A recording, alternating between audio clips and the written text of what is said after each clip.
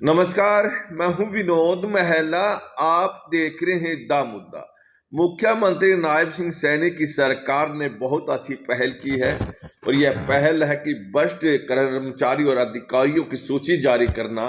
और इसकी शुरुआत जो की गई है वो पटवारियों से की गई है। 370 पटवारियों की लिस्ट बनाई गई है और ये पटवारी भ्रष्टाचार में लिप्त हैं। तो देखिए किस जिले में कितने पटवारी, बाकायदा इस तरह की ये लिस्ट जारी की है और कहा गया है कि ये पटवारी इंतकाल, पैमाइश की और नक्शा ठीक करवाने की एवज में पैसे लेते रहे हैं।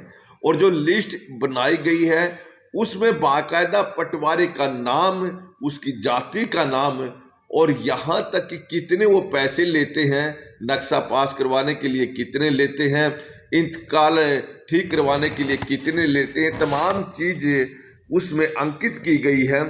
तो देखिए इसके बाद अगर हम बात करें, जैसे ही पटवारियों की लिस्ट जारी की गई है, दूसरे महकमे के अधिकारी और कर्मचारियों की लिस्ट भी इसी तरह अगर जारी होती है तो निश्चित तौर पर भ्रष्टाचार पर अंकुश लगेगा।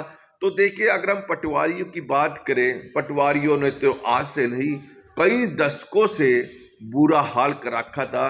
और मानो पटवारियों को टैक्स, एक तरह से जो पटवारियों ने अपने टैक्स बना रखा था वो देना ही देना। कोई कागज अगर तहसील से लेना होता था तो पटवारी को पैसे जरूर देने होते थे। और पटवारी क्या करते थे कि छोटे छोटे ऑब्जेक्शन लगा देते थे किसी भी फाइल पर, और जब उनके पास पैसे चले जाते थे तमाम ऑब्जेक्शन ठीक वो कर देते थे। और यहाँ तक की बात करें, जो ये 370 पटवारी हैं जो लिस्ट में आए हैं, इन्होंने 100, अगर बात करें 170 अपने सहायक रख रखे थे। ये सहायकों के जरिए पैसे लेते रहे हैं और इन सहायकों की अगर हम बात करें, शिकायतें कई बार होती रही, आम सामान्य लोग करते रहे हैं, लेकिन कभी भी किसी भी सरकार ने इसे गंभीरता से नहीं लिया।